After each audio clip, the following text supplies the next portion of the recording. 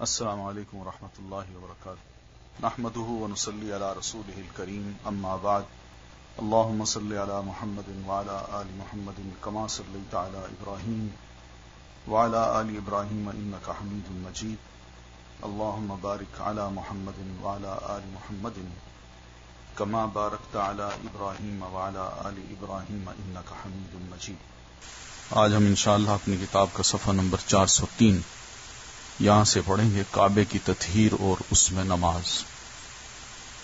ہم سب جانتے ہیں کہ جب اللہ کے رسول صلی اللہ علیہ وسلم نے مکہ فتح کیا ہے تو کعبہ میں 360 بت نصب تھے۔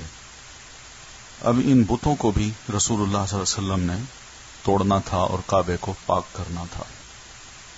کعبے کی تطہیر یعنی کعبے کو پاک کرنے کا مطلب یہی ہے کہ اللہ کے علاوہ وہاں کسی اور کی پوجا یا عبادت نہ ہو۔ اگر وہاں کسی کی پوجا ہو رہی ہے تو پھر وہ ناپاک چیز ہے، اس کو وہاں سے نکال دینا ہے۔ تو جب آپ طواف سے فارغ ہوئے تو عثمان بن طلحہ کو بلا کر ان سے کعبے کی کنجی لی۔ یہ مشرک تھے اور انہی کے پاس کعبے کی کنجی تھی، تو نبی علیہ الصلوۃ والسلام کو بلایا اور ان سے کعبے کی کنجی لے لی اور اسے کھولنے کا حکم دیا۔ پھر اس میں جو بت تھے انہیں نکلوا کر توڑوا دیا اور جو تصویریں تھیں انہیں مٹوا دیا، اس لیے کہ بعض روایات میں آتا ہے کہ خانہ کعبہ کے اندر کی 4 دیواری جو تھی اس میں حضرت ابراہیم علیہ السلام اور اسماعیل علیہ السلام کی تصویریں بنی تھیں اور ان کے ہاتھوں میں تیر تھے جس کو ازلام کہتے ہیں۔ تو وہ یہ شو کر رہے تھے کہ حضرت ابراہیم اور اسماعیل کا اعتقاد یا عقیدہ یا ایمان جو تھا وہ تیروں پر تھا، وہ بھی ازلام پر یقین رکھتے تھے۔ تو نبی علیہ الصلوۃ والتسلیم نے ان تصویروں کو دیکھ کے فرمایا کہ واللہ ابراہیم اور اسماعیل دونوں اس شرک سے پاک تھے، یہ محض تصویر بنا کے لوگوں کو کچھ اور رنگ دکھایا جا رہا ہے جو بہت غلط ہے۔ تو آپ نے ان تصویروں کو بھی مٹوا دیا۔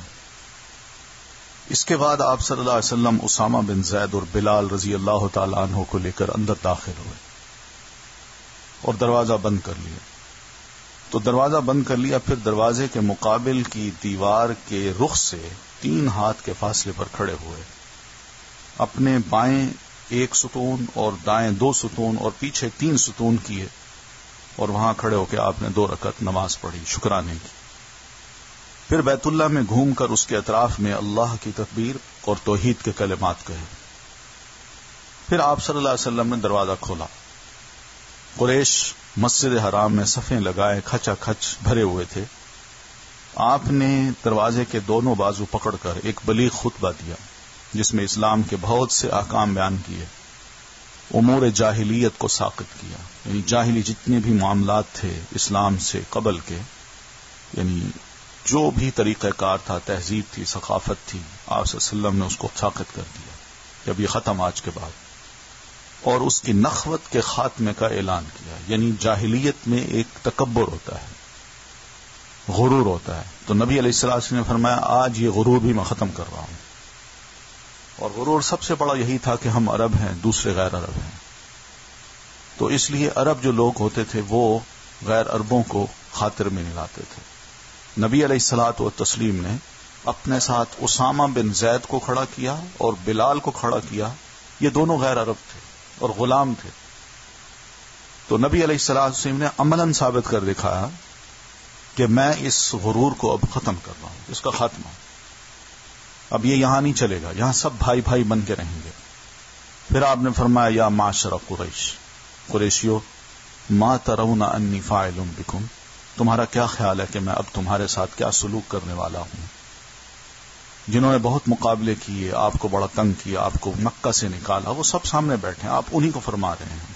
تو انہوں نے کہا ہم توقع کرتے ہیں کہ آپ اچھا سلوک کریں گے، آپ کریم بھائی ہیں اور کریم بھائی کے صاحبزادے ہیں۔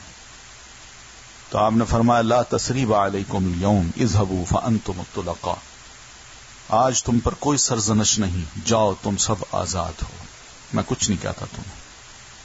اس لفظ سے مراد آپ کی یہی تھی کہ آزاد ہو سے مراد کہ میں مجبور نہیں کرتا کہ تم مسلمان ہو، اس کو مجبوری نہ سمجھنا کہ میری تلوار تمہاری گردنوں پہ کھڑی ہے، لہذا تم مسلمان نہیں ہوگے تو میں تمہیں ختم کر دوں گا۔ بلکہ صاف صاف کہا انتم الطلقاء، جاؤ تم آزاد ہو، میں کچھ نہیں کہتا تمہیں۔ اب اپنی آزادی سے فیصلہ کر کے تم چاہو تو کفر میں رہو، چاہو تو میری ساری زندگی کو مطالعہ کرنے کے بعد اسلام قبول کر لو۔ پھر آپ نیچے تشریف لائے، مسجد حرام میں بیٹھے، کنجی عثمان بن طلحہ کو واپس کی۔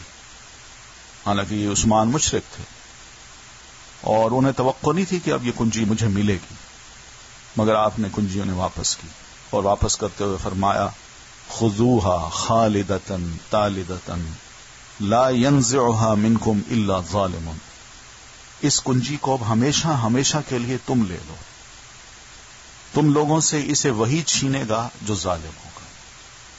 یعنی مطلب یہ ہے کہ اب یہ تمہاری اولاد میں تا قیامت باقی رہے گی۔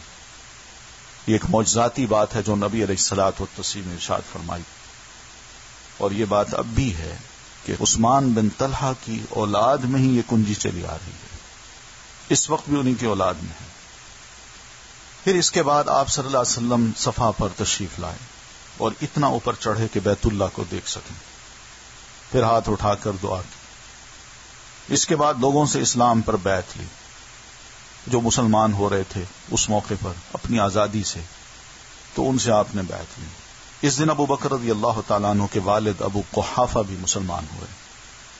ان کے اسلام لانے سے رسول اللہ صلی اللہ علیہ وسلم کو بہت خوشی ہوئی، کیونکہ یہ خاندانی ایسا تھا جس نے شروع سے ہی نبی علیہ الصلوۃ والتسلیم کا ساتھ دیا، بڑی تکلیفیں اٹھائیں، بڑی قربانیاں دی۔ پھر مردوں کے بعد آپ نے اس بات پر عورتوں سے بیعت لی کہ اللہ یشرکن باللہ شیئا ولا یسرقن ولا یزنین ولا یقتلن اولادہن ولا یأتین ببہتان یفترینہ بین ایدیہن وارجلہن ولا یعصینہ فی معروف، اللہ کے ساتھ کسی کو شریک نہ کریں گی، چوری نہ کریں گی، زنا نہ کریں گی، اپنی اولاد کو قتل نہ کریں گی، اور اپنے ہاتھ پاؤں کے درمیان سے گھڑ کر کوئی بہتان نہ لائیں گی، اور کسی بھلی بات میں آپ کی نافرمانی نہ کریں گی۔ اس دن بیعت کرنے والی عورتوں میں ابو سفیان کی بیوی ہند بنت عتبہ بھی تھی، وہ نقاب اوڑھ کر اور بھیس بدل کر آئی تھی۔ دراصل حضرت حمزہ رضی اللہ تعالیٰ عنہ کی لاش کے ساتھ انہوں نے جو حرکت کی تھی اس کی وجہ سے انہیں اپنی جان کا ڈر تھا۔ جب ان کی بیعت پوری ہو چکی تو انہوں نے کہا اللہ کے رسول، روئے زمین پر کوئی خیمہ ایسا نہ تھا کہ جس کا ذلیل ہونا مجھے آپ کے خیمے والوں سے بڑھ کر پسند رہا ہو، اور اب روئے زمین پر کوئی خیمہ ایسا نہیں ہے کہ اس کا عزیز ہونا مجھے آپ کے خیمے والوں سے بڑھ کر پسند ہو۔ تو آپ صلی اللہ علیہ وسلم نے فرمایا وَأَيْضًا وَالَّذِي نَفْسُ مُحَمَّدٍ بِيَدِهِ، اس ذات کی قسم جس کے ہاتھ میں محمد صلی اللہ علیہ وسلم کی جان ہے، معاملہ بالکل ایسا ہی ہے۔ اس کے دو مطلب ہیں، یعنی تم کہو یا نہ کہو، یہ بات ایسی ہے کہ میرا خیمہ بہت ہی زبردست خیمہ ہے، تم پسند کرو یا نہ کرو۔ جب تم ایمان نہیں رکھتی تھی اس وقت بھی یہ بڑا معزز تھا، اور اگر اب ایمان لائی ہو تو اب بھی بڑا معزز ہے۔ اور دوسرا مطلب یہ بھی ہے کہ تم جو دل سے کہہ رہی ہو، میں بھی کہتا ہوں کہ واقعی معاملہ ایسا ہے۔ حضرت عمر بن خطاب رضی اللہ تعالیٰ عنہ رسول اللہ صلی اللہ علیہ وسلم کی مجلس سے نیچے بیٹھے ہوئے تھے، لوگوں کو آپ کی بات پہنچا رہے تھے اور آپ کی طرف سے بیعت بھی لے رہے تھے۔ عورتوں سے مصافحے کے بغیر صرف کلام کے ذریعے سے بیعت ہوتی تھی۔ بعض لوگ جو مسلمان ہوئے انہوں نے رسول اللہ صلی اللہ علیہ وسلم سے ہجرت پر بیعت کرنا چاہیے کہ ہجرت ہم کریں گے، اب ہم مکہ چھوڑنا چاہتے ہیں، مدینہ آنا چاہتے ہیں۔ آپ نے فرمایا ذهب اہل الہجرت بما فیها لا ہجرت بعد فتح مکہ ولکن جہاد ونیۃ واذا استنفرتم فانفروا، اہل ہجرت کا اجر لے کر، یعنی جنہوں نے شروع میں ہجرت کی تھی وہ جو ہجرت کا اجر لے گئے ہیں اصل مہاجر وہی ہیں۔ اب ہجرت کا کوئی فائدہ نہیں ہے۔ فتح مکہ کے بعد اب مکہ سے ہجرت نہیں، اس لیے کہ اب مکہ تو مسلمانوں کا ہے۔ اب یہاں کون آپ کو مجبور کرے گا کہ آپ یہاں دین پر عمل نہ کریں، یہ تو تمہارے پاس آ جائے۔ البتہ جہاد اور نیت ضرور ہے، یعنی جہاد بھی چلے گا اور نیت کو بھی اللہ تعالی ضرور کاؤنٹ کرے گا، اس کو ویلیو دے گا۔ اور جب تم سے جنگ میں نکلنے کے لیے کہا جائے تو نکل پڑو، بس آئندہ یہ خیال کرنا کہ جب بھی جہاد کے لیے تمہیں کہا جائے نکلو تو فوراً نکل پڑنا ہے، پیچھے نہ رہنا ہے۔ رسول اکرم صلی اللہ علیہ وسلم نے اس دن کچھ اکابر مجرمین کے خون رائگاں قرار دیے اور حکم دیا کہ اگر وہ خانہ کعبہ کے پردے سے بھی لٹکے ہوئے پائے جائیں تب بھی ان کی گردن مار دی جائے۔ آپ کے اس حکم کی وجہ سے زمین ایسے لوگوں پر کشادگی کے باوجود تنگ ہو گئی، انہیں کچھ نظر نہ آیا کہ اب کہاں جائیں۔ تو اب ان میں سے بعض پر تو کلمہ عذاب برحق ہوا اور مارے گئے، اور بعض پر اللہ کی عنایت ہوئی اور وہ مسلمان ہو گئے۔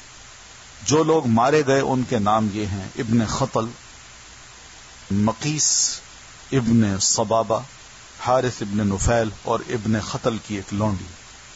اور کہا جاتا ہے کہ حارث ابن طلات الخزائی اور ام سعد کو بھی مارا گیا، جبکہ ام سعد کے بارے میں احتمال ہے کہ وہی ابن خطل کی لونڈی رہی ہوگی، لہذا کل 5 یا 6 افراد ہوئے۔ تو یہ سب ایسے لوگ تھے جو مخالفت میں پیش تھے، انہوں نے شاعری بھی کی، لوگوں کو بھی اکسایا، آپ کو بڑی تکلیفیں بھی دیں، اور دوسرے جو ظالم لوگ تھے ان کو ابھارا بھی صحیح اور ان کا ساتھ بھی دیا۔ رہے وہ لوگ جنہوں نے اسلام قبول کیا، یعنی جو پہلے بھاگ یا چھپ گئے، پھر ان کے لیے امان حاصل کی گئی۔ کسی نے کہا اللہ کے رسول ان کو میں امان دے چکا ہوں، یا امان آپ دے دیجئے، تو آپ نے کہا ٹھیک ہے، تو وہ امان مل گئی، وہ واپس آئے اور آ کے مسلمان ہو گئے۔ اور یہ لوگ تھے عبداللہ ابن سعد بن ابی سرح، اکرمہ بن ابی جہل، ابو جہل کا بیٹا، حبار ابن اسود اور ابن خطل کی ایک دوسری لونڈی۔ کل 4 افراد ہیں، اور کہا جاتا ہے کہ کعب بن زہیر، وحشی ابن حرب اور ابو سفیان کی بیوی ہند ابن عتبہ بھی شامل تھے ان میں، تو اس طرح یہ کل 7 افراد ہوتے ہیں۔ کچھ لوگ اور اپنی جان کے خوف سے چھپ گئے تھے، حالانکہ ان کے خون رائگاں قرار نہ دیے گئے تھے۔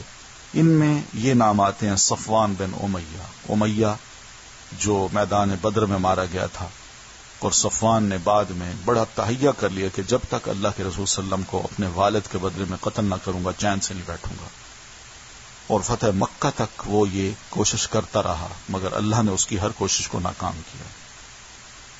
زہیر ابن ابی امیہ اور سہیل ابن عمر، اب ان کو رضی اللہ تعالی عنہم کہتے ہیں، اس لیے کہ سب مسلمان ہو گئے تھے۔ رسول اللہ صلی اللہ علیہ وسلم چاشت کے وقت ام ہانی بنت ابی طالب کے گھر میں داخل ہوئے اور غسل کر کے 8 رکعت فتح کی نماز پڑھی، یعنی فتح مکہ ہوا اس کے شکرانے کے طور پر آپ نے 8 رکعت نماز پڑھی اور ہر 2 رکعت پر سلام پھیرا۔ ام ہانی نے اپنے 2 دیوروں کو پناہ دے رکھی تھی۔ حضرت علی انہیں قتل کرنا چاہتے تھے، علی رضی اللہ تعالی عنہ کے کزن تھے۔ ام ہانی نے پوچھا اللہ کے رسول میں نے ان کو پناہ دے رکھی ہے، تو آپ نے فرمایا قد اجرنا من اجرتی یا ام ہانی، جسے تم نے پناہ دی اسے ہم نے بھی پناہ دے دی۔ تو اس طرح ان کا خون بھی بچ گیا۔ پھر نماز ظہر کا وقت ہوا تو رسول اللہ صلی اللہ علیہ وسلم نے حضرت بلال رضی اللہ تعالی عنہ کو حکم دیا کہ وہ اذان دیں۔ انہوں نے کعبے کی چھت پہ چڑھ کے اذان دی۔ یہ غلبہ اسلام کے اعلان کا ہم معنی تھا، اور یہ جس قدر مشرکین کو ناگوار تھا، یعنی اذان ہو رہی ہے، اللہ اکبر، اشہد ان لا الہ الا اللہ، یعنی آواز دیکھیے، کلمات دیکھیے، اور پھر آخر میں اشہد ان محمد الرسول اللہ، پھر آخر میں لا الہ الا اللہ۔ تو یہ کلمات مشرکین کو جتنے ناگوار تھے، اسی قدر مسلمانوں کے لیے خوشگوار وقت تھا، یعنی الحمدللہ کہ کعبہ صاف ہو گیا اور اللہ کا کلمہ بلند ہوا، اور یہاں پر لا الہ الا اللہ کی صدا آج گونج رہی ہے۔ جب مکے کی فتح مکمل ہوئی تو انصار کو اندیشہ ہوا کہ کہیں اللہ کے رسول صلی اللہ علیہ وسلم مکہ میں ہی مقیم نہ ہو جائیں، کیونکہ یہ آپ کا اور آپ کے خاندان اور قبیلے کا شہر تھا۔ انسان جب واپس آتا ہے فاتح بن کے، پھر وہ دیکھتا ہے کہ بھئی یہ میرے گھر تھے، یہاں رشتہ دار رہتے ہیں اور بہت سے قریبی لوگ بھی ہیں، تو کیوں نہ اب چونکہ فتح مکہ ہو گیا ہے تو اب میں یہیں رہ لوں۔ تو انصار کو تھوڑی سی یہ بات فیل ہوئی کہ کہیں اللہ کے رسول رہ نہ جائیں۔ اس وقت رسول اکرم صلی اللہ علیہ وسلم صفا پر ہاتھ اٹھائے دعا کر رہے تھے، تو دعا سے فارغ ہوئے تو آپ کو بتایا گیا کہ اس طرح انصاری صحابہ جو ہیں وہ یہ خیال کر رہے ہیں، تو آپ نے ان کو بلا کے فرمایا معاذ اللہ، المحیا محیاکم والممات مماتکم، اللہ کی پناہ، یعنی میں جو تم سے پہلے وعدہ کر چکا ہوں آج میں اس کو توڑ دوں گا. میں نے تم اس وقت بھی کہا تھا جب تم نے بیعت ثانیہ یعنی عقبہ ثانیہ کے موقع پر مجھ سے بیعت لی تھی، اور میں نے کہا تھا کہ میں تمہارے ساتھ رہوں گا، تو میں اس وعدے کو توڑ نہیں سکتا. اب بھی سن لو، المحیا محیاکم، اب زندگی اور موت تمہارے ساتھ ہے، تو میں نہیں چھوڑ سکتا. تو اس سے انصار مطمئن ہو گئے، ان کا خوف جاتا رہا اور وہ خوش ہو گئے. البتہ رسول اللہ صلی اللہ علیہ وسلم نے مکے میں 19 روز قیام فرمایا اور اس دوران آثار اسلام کی تجدید کی، یعنی آثار جو اسلام کے تھے جو شروع سے حضرت ابراہیم علیہ السلام کے وقت تھے ان کو آپ نے دوبارہ اصل شکل میں لانا چاہا. مکے کو آثار جاہلیت سے پاک کیا، یعنی جتنے بھی بت تھے، قبریں تھیں اور وہاں پر مقبرے بنے ہوئے تھے یا بت نصب تھے، ان سب کو نبی علیہ الصلوۃ والتسلیم نے پاک کیا. نئے سرے سے حرم کے ستون نصب کیے، یعنی وہ ستون جو تھے ان پہ کوئی کارونگ تھی اور کچھ بت بنے ہوئے تھے، تو نبی علیہ الصلوۃ والتسلیم نے ان تمام ستونوں کو گرا کے نئے ستون وہاں بنوائے. اور آپ کے منادی نے اعلان کیا کہ من کان یؤمن باللہ والیوم الآخر فلا یدع فی بیتہ صنما الا کسرہ، جو شخص اللہ اور آخرت کے دن پر ایمان رکھتا ہے وہ اپنے گھر میں کوئی بت نہ چھوڑے بلکہ اس کو توڑ دے. 25 رمضان کو رسول اللہ صلی اللہ علیہ وسلم نے 30 سواروں کے ساتھ حضرت خالد بن ولید رضی اللہ تعالیٰ عنہ کی سربراہی میں کچھ افراد بھیجے اور ان کو عزا اور اس کا بت خانہ ڈھانے کے لیے نخلا کی طرف روانہ کیا. نخلا ایک مقام ہے طائف کی طرف جاتے ہوئے. ہاں، عزا نام کا ایک بہت بڑا بت تھا اور اس کا پورا ایک زیارت گاہ بنی ہوئی تھی، لوگ دور دور سے آتے تھے، سالانہ اس کا میلہ بھی ہوتا تھا. حضرت خالد رضی اللہ تعالیٰ عنہ نے جا کر اسے ڈھا دیا. یہ مشرکین کا سب سے بڑا بت تھا، عزا دیوی تھی. یہ مشرکین ہمیشہ ناموں کو بھی چن کے رکھتے تھے، یعنی ان کے پیچھے کچھ ہے.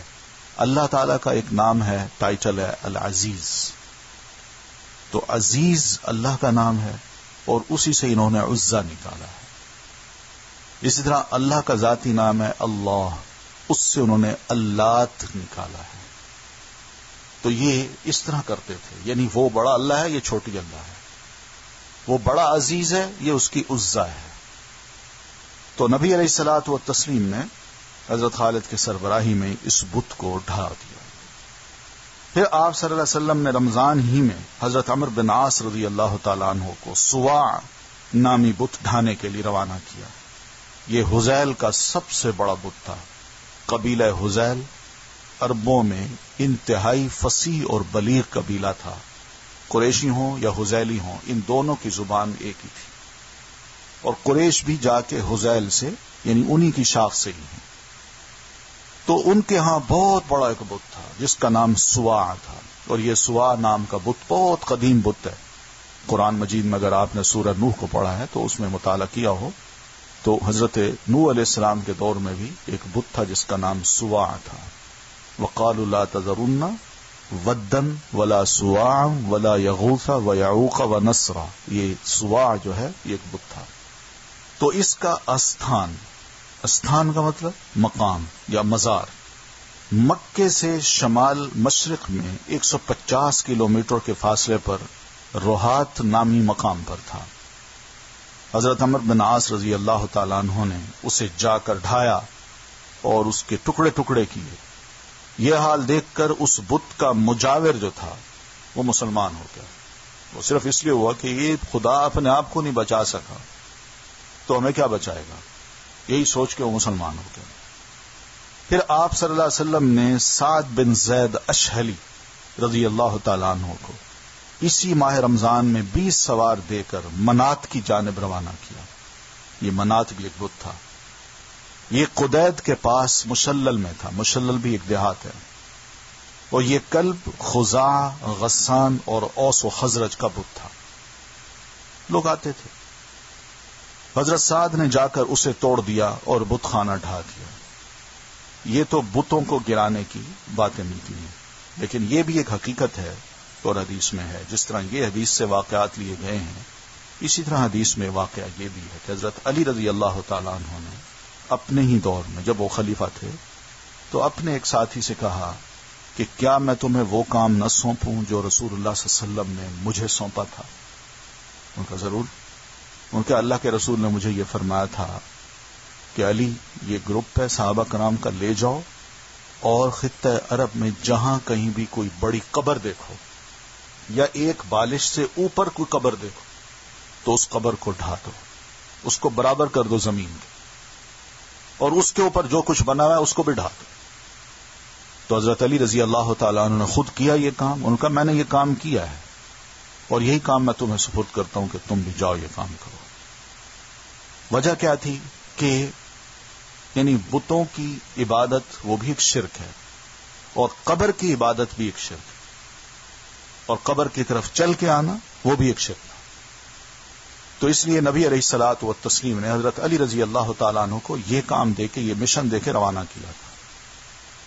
پھر نبی علیہ الصلوۃ والتسلیم نے ماہ شوال میں حضرت خالد بن ولید کو بنو جزیمہ کے پاس تبلیغ اسلام کے لیے بھیجا.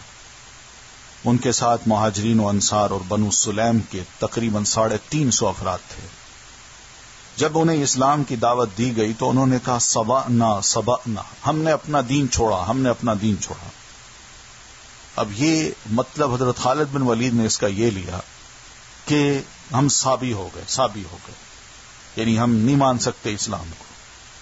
اس پر حضرت خالد بن ولید رضی اللہ تعالیٰ عنہ نے قتل کیا کہ یہ تو کھل کے کہہ رہے ہیں ہم اسلام قبول نہیں کرتے، اور قید کر لیا. اور پھر ایک دن حکم دیا کہ ہر آدمی اپنے قیدی کو قتل کر دے. لیکن حضرت ابن عمر اور ان کے ساتھیوں نے اس حکم کی تعمیل سے انکار کر دیا اور واپس آ کر نبی علیہ الصلوۃ والتسلیم کا اس کا ذکر کیا. آپ نے ہاتھ اٹھا کر 2 بار فرمایا اللہم ابرأ الیک مما صنع خالد، اللہ خالد نے جو کچھ کیا ہے میں اس سے تیری طرف برات اختیار کرتا ہوں، یہ میرا قصور نہیں ہے، میں نے خالد کو نہیں کہا تھا. پھر سیدنا علی رضی اللہ تعالیٰ عنہ کو آپ صلی اللہ علیہ وسلم نے مال دے کر بھیجا اور انہوں نے ان مقتولین کی دیت دی اور ان کا جو مال ضائع ہوا تھا اس کا معاوضہ دیا. کچھ مال اضافی بچ رہا تو وہ بھی انہی کے لیے چھوڑ دیا، اسی قبیلہ بنو جزیمہ کے لیے. اس موقع پر حضرت خالد نے جو کچھ کیا تھا اس کی وجہ سے ان میں اور حضرت عبد الرحمن بن عوف رضی اللہ تعالی عنہما ان دونوں میں کچھ سخت کلامی اور بدگمانی بھی ہو گئی تھی. جب لوگوں نے واپس آ کر رسول اللہ صلی اللہ علیہ وسلم کو اس کی خبر دی تو آپ نے فرمایا مہلن یا خالد ٹھہر جاؤ، دع عنک اصحابی، میرے رفقا کو کچھ کہنے سے باز رہو. فواللہ لو کان احد ذهبا ثم انفقته فی سبیل اللہ ما ادرکت غدوة رجل من اصحابی ولا روحته. واللہ اگر احد پہاڑ کے برابر سونا ہو پھر تم اسے اللہ کی راہ میں خرچ کر دو تب بھی میرے رفقا میں سے کسی ایک آدمی کی ایک صبح کی عبادت یا ایک شام کی عبادت کو نہیں پہنچ سکتے. اس لیے خالد لیٹ مسلمان ہوئے تھے اور یہ عبد الرحمن بن عوف عشرہ مبشرہ میں سے تھے، تو اس لیے عشرہ مبشرہ کے بارے میں دیگر صحابہ کو نبی علیہ الصلوۃ والسلام نے فرمایا کہ ان کے مقام و مرتبے کا خیال کرنا. تو یہ تو آپ نے ان کے لیے فرمایا. تو پھر ویسے جنرلی بات دیکھی جائے تو تمام صحابہ کرام کے لیے اور بعد کے جو افراد ہیں ان تمام کو اللہ کے رسول صلی اللہ علیہ وسلم نے ایک اور میسج بھی دے دیا کہ کسی صحابی کے بارے میں کوئی ایسی بات نہیں کرنی، اس لیے کہ تم ان کے مقام پہ پہنچ نہیں سکتے. تو مکہ فتح ہو چکا تو غزوہ حنین اسی دوران پیش آتی ہے جو شوال 8 ہجری میں ہوئی. مکہ فتح ہو چکا تو قیس و اعلان کے قبائل مشورے کے لیے اکٹھے ہوئے. مکہ کے ارد گرد خاص طور پر طائف کے علاقوں کی طرف جو قبائل تھے مختلف وہ سب اکٹھے ہوئے آپس میں مشورے کرنے لگے کہ کیا ہوگا. ان میں ثقیف اور حوازن پیش تھے. ثقیف طائف کا قبیلہ تھا ایک بہت بڑا، اور حوازن انہی کی ڈھلوان میں حوازن نام کے مقام پر. انہوں نے آپس میں مشورہ کرتے ہوئے کہا محمد اپنی قوم کی جنگ سے فارغ ہو چکے ہیں، یعنی قریشیوں سے جنگ تھی آپ کی تو آپ وہ تو جیت چکے، اب انہیں ہمارے ساتھ جنگ سے روکنے والا کوئی نہیں. اب نیکسٹ سٹیپ ان کا یہی ہوگا کہ وہ ہماری طرف رخ کریں گے، لہذا کیوں نہ ہم پہل کریں. چنانچہ انہوں نے جنگ کا فیصلہ کر لیا اور اپنی سپہ سالاری کے لیے مالک ابن عوف نصری کو منتخب کیا اور ایک بہت بڑا لشکر جمع کر کے اوتاس میں اترے. ان کے ساتھ عورتیں، بچے اور مال مویشی بھی تھے. لشکر میں درید ابن سمہ بھی تھا. یہ بہت بڑا شاعر تھا جو رائے کی پختگی کے لیے مشہور بھی تھا. یعنی یہ جب کبھی ان کا سالانہ میلے ہوتے تھے، خاص طور پر عکاظ نامی بازار میں، تو وہاں پر مختلف علاقوں سے جو شعراء اور خطیب حضرات آتے تھے تو ان کا انتخاب کیا جاتا تھا کہ اس سال کس کو منتخب کیا جائے کہ کون بہترین شاعر ہے، کون بہترین خطیب ہے. تو اس کے انتخاب کے لیے یہ درید ابن سمہ جو تھا، یہ ایک بڑا بزرگ آدمی تھا اور اس کی رائے بڑی پختہ ہوتی تھی اور یہ سمجھتا تھا کہ کون بڑا شاعر ہے، تو اس کی رائے کو وزن دیا جاتا تھا اور وہ شخص بڑا شاعر ہوتا تھا اس سال کا. اس نے بچوں اور جانوروں کی آواز سنی تو مالک سے اس کی وجہ دریافت کی جو سپہ سالار تھا. اس نے کہا میں نے سوچا کہ ہر آدمی کے پیچھے اس کے اہل اور مال کو لگا دوں تاکہ وہ ان کی حفاظت کے جذبے کے ساتھ جنگ کرے. درید نے کہا واللہ بھیڑ کے چرواہے ہو، تم انسانوں کے نہیں ہو. بلا شکست کھانے والے کو بھی کوئی چیز روک سکتی ہے؟ دیکھو اگر جنگ میں تم غالب رہے تو بھی کارآمد تو محض آدمی ہی اپنی تلوار اور نیزے کے ساتھ ہوگا نا، اور اگر شکست کھا گئے تو تمہیں اپنے اہل اور مال کے سلسلے میں رسوا ہونا پڑے گا.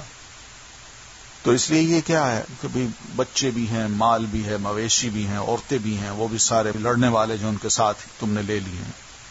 پھر درید نے مشورہ دیا کہ انہیں ان کے علاقے میں واپس بھیج دو، لیکن مالک نے اس کی رائے قبول نہ کی. بال بچوں مویشیوں کو وادی اوتاس میں جمع کیا اور خود فوجیوں کو لے کر وادی حنین میں منتقل ہو گیا جو وادی اوتاس کے بازو میں ہے، اور وہاں کے فوجیوں کو کمین گاہوں میں چھپا دیا. یعنی بڑی بڑی جھاڑیاں تھیں، ان میں چھپا دیا ان کو مختلف علاقوں میں. ادھر رسول اللہ صلی اللہ علیہ وسلم کو ان کے اجتماع کا علم ہوا تو آپ مکے سے ہفتہ 6 شوال کو روانہ ہوئے. آپ کے ساتھ 12,000 کا لشکر تھا. اس موقع پر آپ نے صفوان ابن امیہ سے 100 زرہیں ساز و سامان سمیت ادھار لی اور مکے کا انتظام عتاب ابن اسید رضی اللہ تعالیٰ عنہ کو سونپا. راستے میں لوگوں نے بیر کا ایک بڑا سا درخت دیکھا جس پر عرب اپنا ہتھیار لٹکایا کرتے تھے، اور یہ اسی لٹکاتے تھے کہ اس سے برکت ہوگی، تلوار خوب کام کرے گی. وہاں جانور بھی ذبح کیا کرتے تھے اور درگاہ لگاتے تھے. اسے ذات و انوات کہا جاتا، یہ اس کا نام انہوں نے رکھا ہوا تھا. تو بعض لوگوں نے رسول اللہ صلی اللہ علیہ وسلم سے کہا ہمارے لیے بھی ذات و انوات بنا دیجیے کہ اللہ کے رسول اس طرح کا کوئی آپ درخت ہمارے لیے بنائے، ہم بھی تلوار لٹکا دیا کریں. یہ بعض لوگ نئے تھے جن میں ابو واقد اللیثی رضی اللہ تعالیٰ عنہ جو فتح مکہ کے موقع پر ہی مسلمان ہوئے، انہوں نے یہ لفظ کہہ دیے تھے کہ اللہ کے رسول آپ ہمارے لیے بھی کوئی ذات و انوات بنائیے تاکہ ہم بھی تلواریں لٹکائیں، برکت حاصل ہو، پھر اس کے بعد میدان میں جائیں تو دشمن پر اس کا وار ہو، کوئی نہ بچے. آپ نے فرمایا اللہ اکبر قل تم کما قال قوم موسیٰ لموسیٰ. اللہ اکبر، تم نے تو ویسی ہی بات کہہ دی جیسے موسیٰ علیہ السلام کی قوم نے حضرت موسیٰ علیہ السلام سے کہی تھی کہ انہوں نے کہا تھا اجعل لنا الہا کما لہم آلہہ، کہ جو بچڑے کی پوجا کر رہے تھے تو قوم موسیٰ نے دیکھا کہ یہ خدا انہوں نے بنا رکھا ہے، تو اب حضرت موسیٰ علیہ السلام سے عرض کی کہ آپ بھی ہمارے لیے کوئی خدا بنائیے جس طرح ان کا ایک خدا ہے. حضرت موسیٰ علیہ السلام نے جواب میں فرمایا کہ تم لوگ جہالت کی باتیں کر رہے ہو. پھر آپ نے فرمایا انھا السنن لترکبن سنن من کان قبلکم، یہ طور طریقے ہیں جاہلیت کے، لیکن یہ بات ضرور سن لو تم لوگ بھی یقیناً پہلوں کے طور طریقے اپناؤ گے. یعنی یہ تم بھی کہو گے کوئی ذات و انوات ہونا چاہیے، کوئی شے ایسی ہونی چاہیے جس سے برکت حاصل ہو، اور طور طریقے وہی ہوں گے جو پہلوں والے ہوں گے. بعض لوگوں نے لشکر کی کثرت کے پیش نظر کہا 12,000، آج ہم مغلوب نہ ہوں گے. یہ بات رسول اللہ صلی اللہ علیہ وسلم پر گراں گزری. شام ہوئی تو ایک سوار نے آ کر خبر دی کہ بنو حوازن عورتوں، بچوں، اونٹوں اور بکریوں سمیت نکلے ہیں. آپ نے تبسم فرمایا اور کہا تلک غنیمت المسلمین غدن انشاء اللہ، اللہ نے چاہا تو کل یہ سب مسلمانوں کا مال غنیمت ہوگا. 10 شوال 8 ہجری کی رات رسول اللہ صلی اللہ علیہ وسلم حنین پہنچے. وادی میں داخل ہونے سے پہلے سحری کے وقت لشکر کو مرتب فرمایا. مہاجرین کا پرچم حضرت علی ابن ابی طالب کو دیا، اوس کا پرچم اسید ابن حذیر کو، اور خزرج کا پرچم حباب ابن منذر کو، اور کچھ دوسرے پرچم دوسرے قبائل کو دیے. 2 زریں پہنی، سر اور چہرے پر خود لگائی. اس کے بعد ہراول دستے نے وادی میں اترنا شروع کیا. اسے چھپے ہوئے دشمن کی موجودگی کا علم نہ تھا، یعنی آپ کو یا کسی بھی فرد کو جو مسلمان تھے آپ کے ساتھ، کسی کو یہ پتہ نہیں تھا کہ دشمن جو ہے وہ جھاڑیوں میں چاروں طرف چھپا ہوا ہے. یہاں پتہ چلتا ہے اللہ کے رسول علم غیب نہیں جانتے تھے. ابھی وہ اتر ہی رہا تھا، یعنی آپ کا لشکر اتر ہی رہا تھا کہ اچانک دشمن نے ٹڈی دل کی طرح تیروں کی بارش کر دی. ہر طرف سے بارش، چاروں طرف سے. پھر وہ فرد واحد کی طرح ٹوٹ پڑا، یعنی اکٹھے ہی نہ، ایک ہی بار انہوں نے نبی علیہ الصلوۃ والتسلیم اور مسلمانوں پر حملہ شروع کر دیا. اس اچانک حملے سے ہراول دستے میں اضطراب پیدا ہو گیا. جو آگے والا دستہ تھا وہ بڑا پریشان ہوا، اور اس میں موجود مسلمانوں کے پاؤں اکھڑ گئے. جو لوگ پیچھے تھے وہ بھی انہی کے ساتھ ہو لیے، اور یوں شکست ہو گئی. اس صورتحال سے بعض مشرکین اور بعض نو مسلم خوش ہو گئے. ابو سفیان نے کہا اب ان کی بھگدڑ سمندر سے پہلے نہ رکے گی، اور صفوان کے بھائی نے کہا آج جادو باطل ہو گیا، اور اس کے ایک اور بھائی نے کہا محمد صلی اللہ علیہ وسلم اور اس کے ساتھیوں کی شکست کی خوشخبری سن لو، اب یہ اس کو کبھی نہیں جوڑ سکتے. مگر اس پر مشرک صفوان اور 9 مسلم اکرمہ بن ابی جہل بگڑ گئے اور دونوں کو ڈانٹ پلائی. یہ تم کیا باتیں کر رہے ہو؟ جہاں تک رسول اللہ صلی اللہ علیہ وسلم کا تعلق ہے تو نہ صرف یہ کہ آپ تھوڑے سے انصار اور مہاجرین کی معیت میں ثابت قدم رہے، بلکہ آپ دشمن کی طرف بڑھنے کے لیے خچر کو ایڑ لگاتے اور فرماتے جا رہے تھے انا النبی لا کذب انا ابن عبد المطلب، میں نبی ہوں، یہ جھوٹ نہیں ہے، میں عبد المطلب کا بیٹا ہوں، یعنی بہادر کا بیٹا ہوں، سردار کا بیٹا ہوں. ابو سفیان ابن حارث نے آپ کے خچر کی لگام پکڑ رکھی تھی. حضرت عباس نے رکاب تھام رکھی تھی تاکہ دشمن کی طرف تیزی سے نہ جائیں. چنانچہ رسول اللہ صلی اللہ علیہ وسلم خچر سے اتر گئے اور اپنے رب سے دعا کی اور مدد مانگی. اور حضرت عباس رضی اللہ تعالیٰ عنہ کو، جن کی آواز خاصی بلند تھی، آپ نے حکم دیا کہ وہ صحابہ کرام کو پکاریں. حضرت عباس رضی اللہ تعالیٰ عنہ نے پکارا، اپنی آواز سے وادی بھر دی، بڑی بلند آواز سے، او درخت والو، او بیت رضوان والو، کہاں ہو؟ اللہ کے رسول یہاں موجود ہیں. یہ سن کر وہ اس طرح مڑے جیسے گائے اپنے بچوں کی طرف مڑتی ہے. وہ کہہ رہے تھے ہاں ہاں آئے آئے، ابھی آئے. اس طرح جب 100 آدمی جمع ہو گئے تو آپ نے دشمن کا سامنا کیا اور لڑائی شروع کر دی. اس کے بعد انصار کی پکار شروع ہوئی، پھر بنو الحارث ابن خزرج بھی محدود ہو گئی. ادھر مسلمان دستے ایک کے پیچھے ایک آتے چلے گئے، یہاں تک کہ آپ کے گرد بڑی جماعت جمع ہو گئی، اور اللہ نے اپنے رسول اور مومنین پر سکینت طاری کر دی اور ان دیکھا لشکر اتارا. چنانچہ مسلمانوں نے پلٹ کر حملہ کیا اور دھواں دھار جنگ شروع ہو گئی. رسول اکرم صلی اللہ علیہ وسلم نے اس موقع پہ فرمایا الآن حمی الوطیس، اب چولہا گرم ہو گیا ہے، یعنی لڑائی اب زوروں پر ہے، اب مزہ آ رہا ہے. پھر آپ نے ایک مٹھی مٹی کی لے کر قوم کے چہرے پر ماری اور فرمایا شاہت الوجوہ، یہ جتنے چہرے ہمارا مقابلہ کرنے کے لیے آئے ہیں یہ آج بگڑ جائیں گے. اس مٹی سے ان کی آنکھیں بھر گئیں.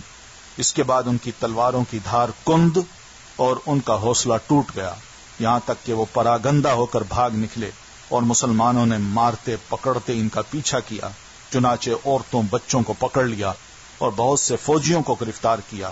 اس دن خالد ابن ولید کو بھی بہت سے زخم آئے، اور رسول اللہ صلی اللہ علیہ وسلم کے ساتھ اللہ کی عنایت دیکھ کر بہت سے مشرکین مکہ مسلمان ہو گئے. مشرکین بھاگے تو 3 گروہوں میں بٹ گئے. سب سے بڑا گروہ طائف کی جانب بھاگا، دوسرے گروہ نے نخلا کا رخ کیا، اور تیسرے گروہ نے اوتاس میں مورچہ بندی کی.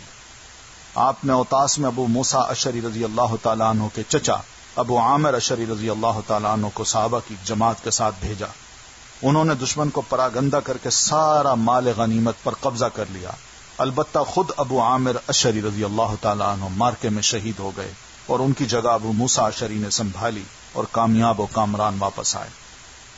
ادھر مسلمان سواروں کی ایک جماعت نے نخلا بھاگنے والے مشرکین کا تعاقب کیا اور درید ابن سما کو جا کر پکڑا اور اسے قتل کر دیا. رسول اکرم صلی اللہ علیہ وسلم نے مال غنیمت اور قیدیوں کو جمع کرنے کا حکم دیا. جس کی کل مقدار اب یہ تھی: اونٹ تقریباً 24,000، بکریاں 40,000 سے زیادہ، چاندی 4,000 اوقیہ یعنی 1,60,000 درہم کے برابر، عورتیں اور بچے 6,000. ان سب کو جعرانہ وادی ہے اس میں جمع کر کے حضرت مسعود ابن عمرو غفاری رضی اللہ تعالیٰ عنہ کو ان کا نگران مقرر فرمایا. تو اس طرح یہ غزوہ حنین الحمدللہ مسلمانوں نے جیت لی اور بہت کچھ مسلمانوں کے ہاتھ آیا. لیکن ہوتا کیا ہے، یہ سب مال غنیمت کہاں جاتا ہے؟ اس کی بڑی دلچسپ رداد ہے کہ نبی علیہ الصلوۃ والتسلیم نے کس طرح اس کو تقسیم کیا، وہ بھی پڑھنے کے قابل ہے. انشاءاللہ ہم اس کو پھر پڑھیں گے. یہیں تک کافی ہے. سبحانک اللہم وبحمدک، نشہد ان لا الہ الا انت، نستغفرک ونتوب الیک. السلام علیکم ورحمۃ اللہ.